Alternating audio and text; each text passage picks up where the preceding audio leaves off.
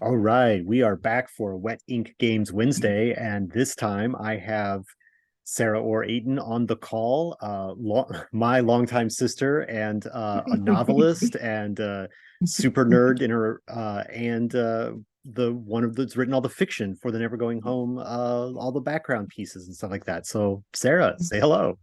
Hello, everybody. I'm excited to be sharing a little bit about myself and my work and why I love Never Going Home so much.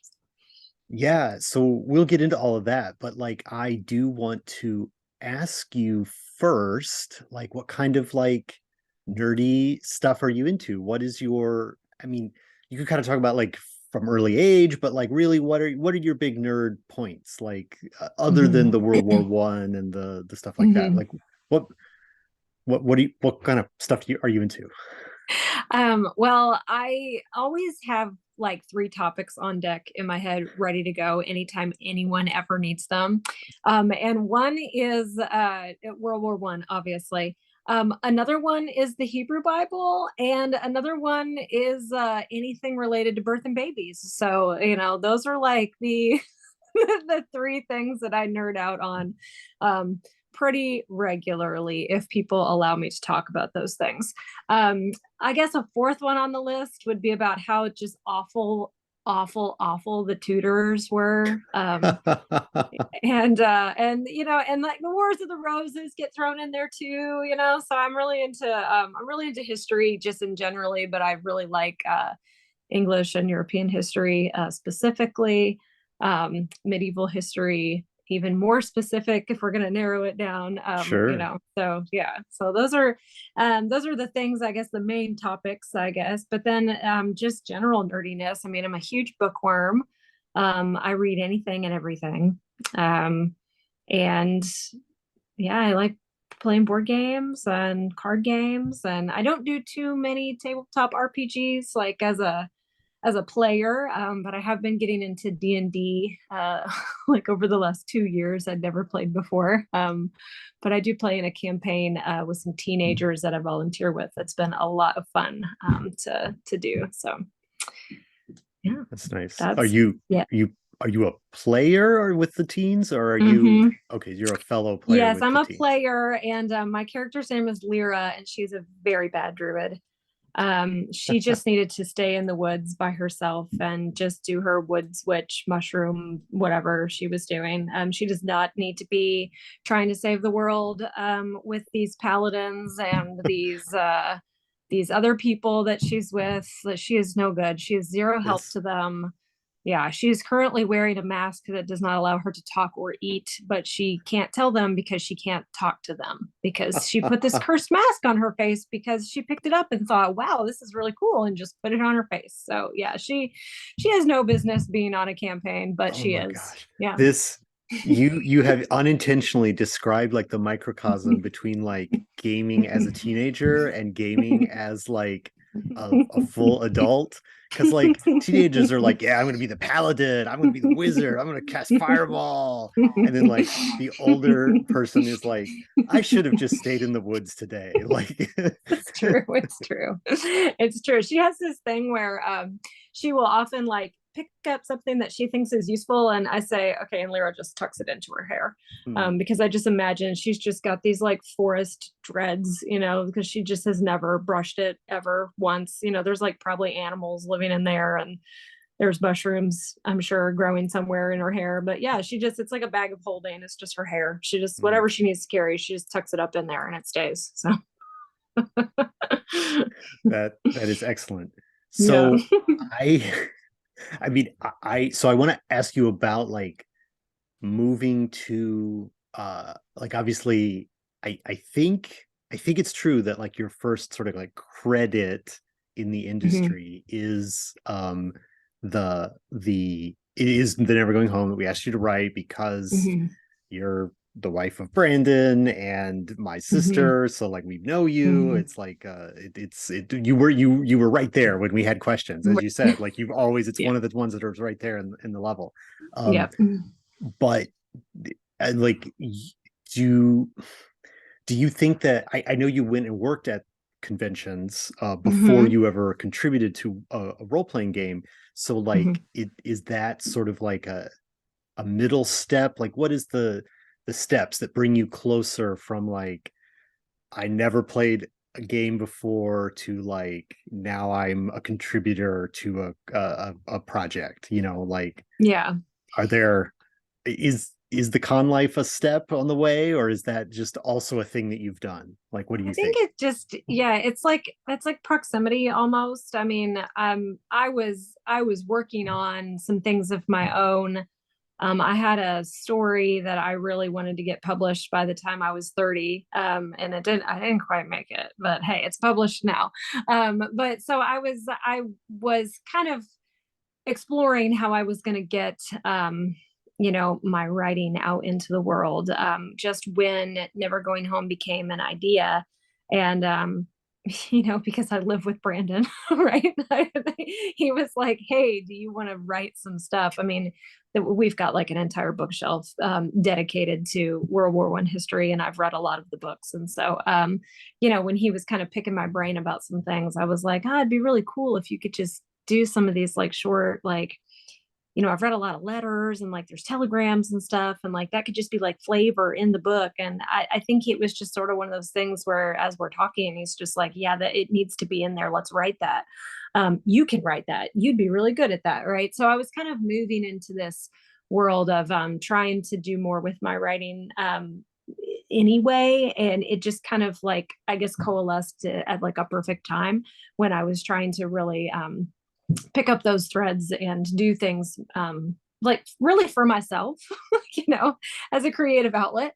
Um, and yeah, I mean, we had both volunteered with Palladium Games, Palladium Books, I guess, for a number of years, and so I'd been attending Gen Con, and I knew a lot of the people in the industry, but yeah, people would be like, "Do you play?" And I'm just like, "I know, I just run the cash register," And so, yeah, so being like a creator and like on a team of people that are actually making games is kind of like something I never thought I would be doing. Writing horror fiction is something I never thought I would be doing, but here I am. So and I've enjoyed it. I think it's a good way for me to get like my creative needs met, I guess. And hey, and it's in a topic that I like, so it's like a marriage of like two perfect worlds, I guess. So. So I want to pick up on some of those threads that you just laid out there, like the you're reading the letters in the history books Hmm. on the World War I shelf, Hmm. and you wanted to what is sort of like to go back to the original set of books, and because we're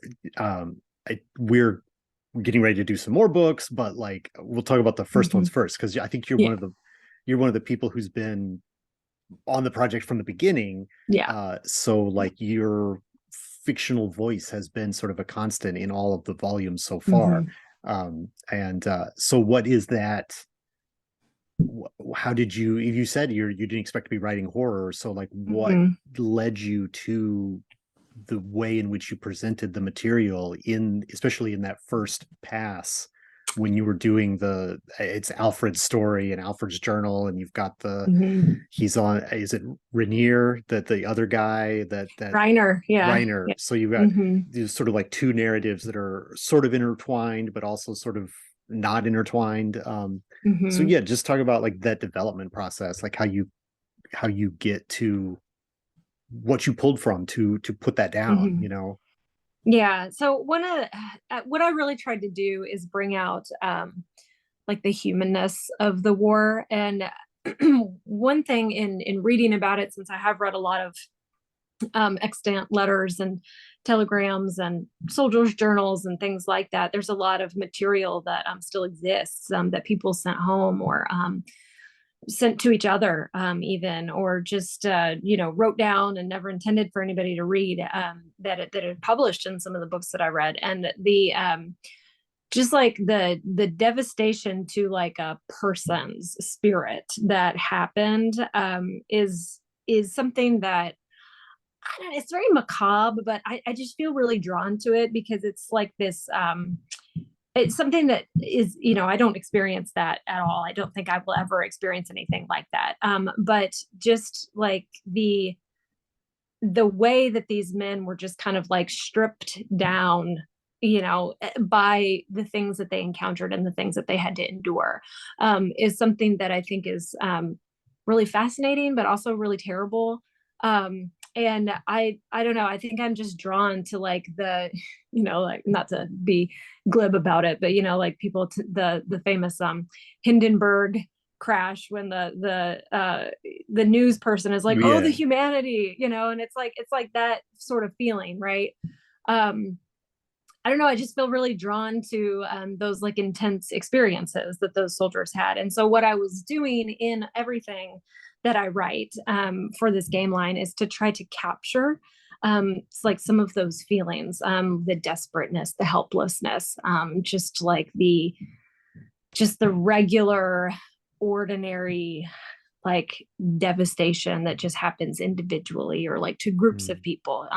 Because I mean, it was tough sitting in the mud, like in a hole, I'm sure. Especially Yeah. when there are things like rats and snow and just constant shells coming at you. So that is what I tried to do. And I remember being at a convention one time and somebody telling me that like the all the little artifacts, in the books was like, he's like, oh, that's the best part. And I was just like, yes, okay, like did it. I achieved the goal, right? To bring it home, to make it real for the player. Yeah.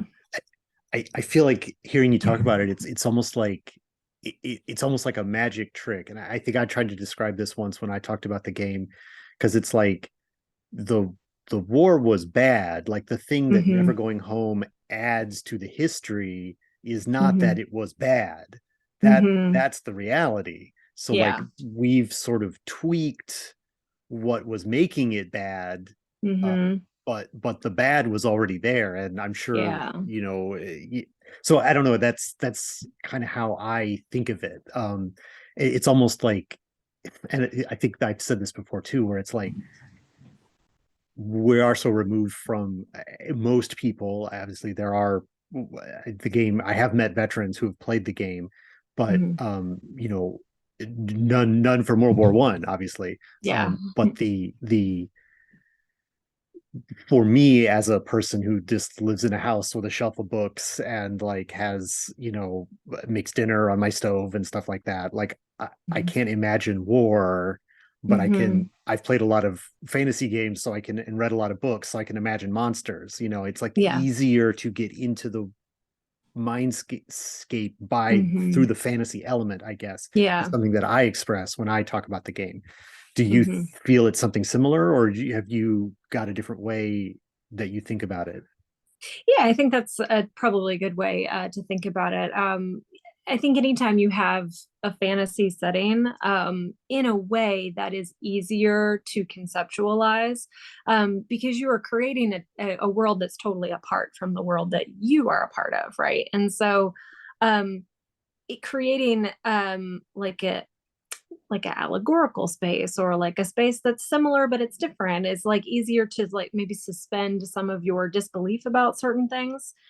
And so I think that once you kind of break those walls down, then it does become easier for you to engage with some things that would be hard for you to engage with if you were just playing like, I mean, this is obviously a very different like game than like Heckin' Good Doggos. You know what I mean? Like that. You know what I mean? Like Right. that's like real world. And in that one, you're not a human, but like it's still like it's happening in like your neighborhood, right? Well, Never Going Home's not happening in your neighborhood, right? It's happening in Right. this totally different place, totally different time period, but then also this totally different like um, uh, you know reality almost. And so it is easier, I think, sometimes for players when you've given them something that is so far removed from what they would normally experience to engage with that in a creative way and to try something that is totally unlike what maybe they would do in real life, and just it just gives more options to people. Opens up the door to um, you know, be a little more creative. Yeah. So I want to talk to you a little bit about the newest stuff that you've written for Yeah, the books that are as we speak forthcoming. Um, yeah. uh, can you briefly talk about? We didn't really talk about the other set of dossiers, but hopefully people who watch this know what the campaign dossiers are. So Hmm. the newest ones will cover 1914 and 1918, which are, Hmm. and so could you give us both real high level, like what is the sort of overarching narrative, and maybe you keep Yeah, spoilers back or whatever, but like what's the sure. big story from each of those 2 years Yeah, so that you 1914, crafted? when we were planning it out, I had in mind that it's like I want all of the spy stuff in there, right? Like I want everything to be intrigue. Nobody knows what's going on. Everything is secret. Rumors are flying. Just different stories that like competing narratives, like all of that sort of stuff, right? Um, a little bit of like confusion about what is happening. So that's kind of like the overarching theme that I tried to really bring into all of those artifacts that I wrote for the 1914 book. There's a couple of different characters. They sort of talk around historical figures. So I didn't necessarily, there is one historical figure who's like she's not a very well known or very important historical figure, but they're talking around all of the important players, right? So, like, we don't hear from Archduke Ferdinand. We don't hear from Gavrila Princip. We don't hear from Sophie, Duchess of Hohenberg, right? Like, so we don't hear from those people. We Right. hear from people who knew those people. And so, like, um, we hear the story secondhand in the narrative, and so it kind of goes along with that feeling of like, well, this is rumor, and like there's intrigue happening, and people don't know what the facts are. They're trying to figure it out. And then for the 1918 book, since it is a kind of like a totally different sort of like a different setting almost, because now we're bringing in Americans to do even more weird stuff, right, in the Right, storyline. exactly. I wanted it to feel really, really far removed from the action, and really far removed from like what the players were experiencing. And so in the 1918 book, what I did, all of the artifacts are just from the families of the soldiers who have gone overseas to the war, right? And so they're all Americans, and they have no idea what's going on because they're separated by an ocean. They're separated by the fact that, like, as far as we know, there's nothing weird going on in America at all. Like, all the stuff is in the war, in drawn to the war and the chaos of the war, and like that, none of that was happening in the United States. And so, you know, as far as their lives are concerned, it's all pretty normal, except for the fact that like everybody that they knew who went to war is just gone. And I wanted to kind of bring in that feeling of like, are they ever going to come back? And so in that book, there's a lot of the family members are writing to each other. You get a lot of letters to the soldier that you don't ever hear a reply for. And so there's a couple of different characters, wives, moms, dads, kids, that are trying to hold on to hope, as the hope like kind of just slowly dies, and then Yeah. and they realize that, like, yeah, he's not going to come home. He's never coming home. So Right. yeah. It was, we talked about it and I knew what you were going to write, and the first time I read it, it was still quite impactful Yeah. to read it. So Your feedback that you gave me, I was just so pleased with it, right? Because you were like, it was almost too devastating, and I was just like, oh yes, I did a good job then.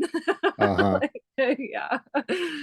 Yeah. Yeah, so you've added so much value to the all of the Never Going Home manuscripts with this, like, it, taking that, like, oh, you can have a little bit of like flavor text or whatever, but like your flavor text is very flavorful, so it is real great add to the book. The books, all of the books.